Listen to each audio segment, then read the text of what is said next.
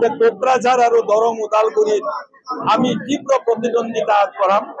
আমাৰ বিপৰীতে যি প্ৰাৰ্থী না থাকুক আৰ দুইটা সমষ্টিতে কমফৰ্টেবল মেজৰিটিত আমি বিজয়ী হৈ যাম।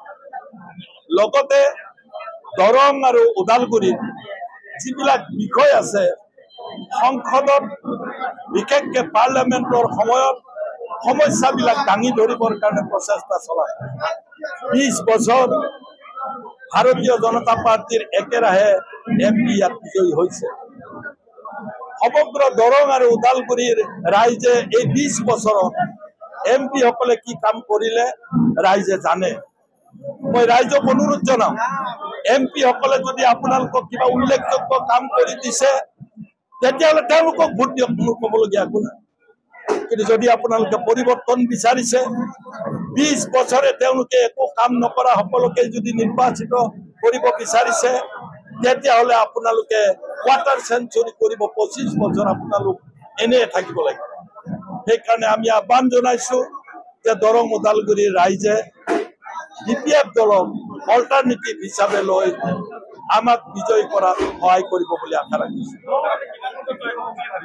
আমি অতি কমে আমি যেহেতু 11.5 লাখ ভোট BTCত আছে আৰু 10.5 লাখ ভোট দৰঙত আছে, এই দুইটা ভোট মিলাই যদি এজ এ হোল 80% পুল হয় তেতিয়াহ'লে 16,000-ৰ পৰা 17 লাখ ভোট পুল হ'ব আৰু 8 লাখৰ পৰা 8.5 লাখ ভোট পালে ইয়াত বিজয়ী হোৱা যাব।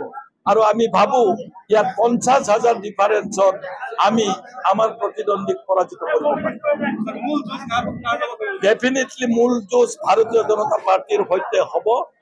কংগ্ৰেছ তৃতীয় শক্তি হিচাপে আছে, গতিকে কংগ্ৰেছৰ ভোটাৰসকলক আপোনালোকৰ জৰিয়তে আহ্বান জনাইছো, তেওঁলোকৰ ভোট যাতে এনে যাবলৈ নিদিয়ে। তেওঁলোকেও পৰাজিত কৰিবলৈ দীঘলীয়া দিন চেষ্টা কৰিছে কংগ্ৰেছী বন্ধুসকলে। তেওঁলোকে BPFক এইবাৰ ভোট দি বিজেপিক পৰাজিত কৰি তেওঁলোকৰ যি প্ৰচেষ্টা সেই প্ৰচেষ্টাত তেওঁলোকো ছাকচেছ হ'ব বুলি মই আশা ৰাখিছো।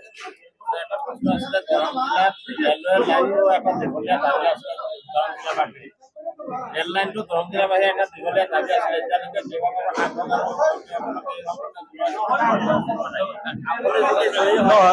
হয়, অকল ৰেল লাইন নহয়, তেওঁলোকৰ কেইবাটাও প্ৰতিশ্ৰুতি আছিল। ৰেল লাইন আছিল, 4 লেন ৰাস্তা আছিল, তেওঁলোকে এতিয়ালৈকে সেই সম্পৰ্কে একো কৰিব পৰা নাই।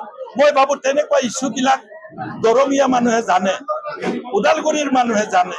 সেই ইছ্যুবিলাকৰ কাউণ্টাৰৰ কাৰণেই, তেনেকুৱা বিষয়সমূহ উত্থাপন কৰিবৰ কাৰণেই মই ইয়াত তেওঁলোকক পৰিৱৰ্তন কৰি BPFক বিজয় কৰাবৰ কাৰণে আহ্বান